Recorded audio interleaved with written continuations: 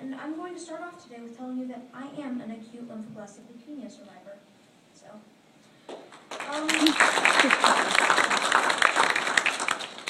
with that being said, would any of you like to hear my story? Yes. Okay, so near the summer of 2010, I noticed that my teeth were very sensitive. At first, my family really didn't think much of it, but it quickly escalated from teeth that stung a bit after eating ice cream to teeth that you could knock out with probably a feather.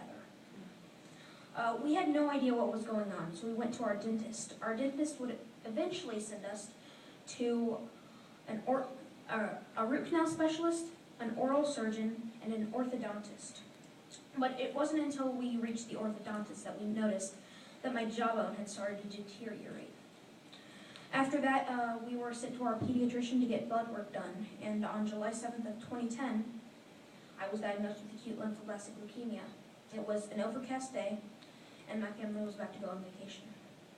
The next few months were dark, but don't worry now. I'm cancer-free, and I just had my port out. So. And for those of you who don't know what a port is, it's this little device that's installed under the skin and uses a catheter to connect to the vein. Once installed, I really don't like using that word because it makes me sound like I'm a computer or something. Once installed, doctors can administer drugs intravenously through it. And the doctors won't really remove it until you're done with chemo. So I'm really glad they've removed it. It's a good sign, and I can't wait to see what my future holds. Anyways, I'm here to talk to you today about the Light the Night event for the Leukemia Lymphoma Society. 4 decades ago, there was no survival rate for ALL. But now, thanks so largely to research funded by the Leukemia Lymphoma Society, that percentage has gone from 0 to 90%, over 90% in just 4 decades. As great as this improvement is, we still can't say that the problem is fixed. There still is that small percentage and work to do. That work requires money. The Leukemia Lymphoma Society is an organization that puts on phenomenal and fun fundraisers. They're able to raise tons of money and to be used in battles against cancer and can put smiles on the faces of kids like me.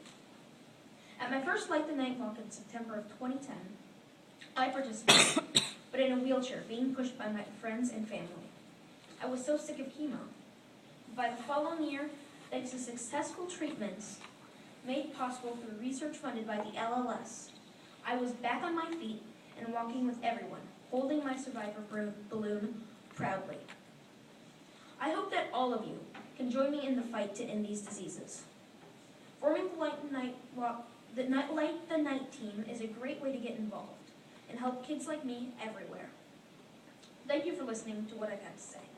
It really means a lot to me and all of the leukemia and lymphoma patients out there.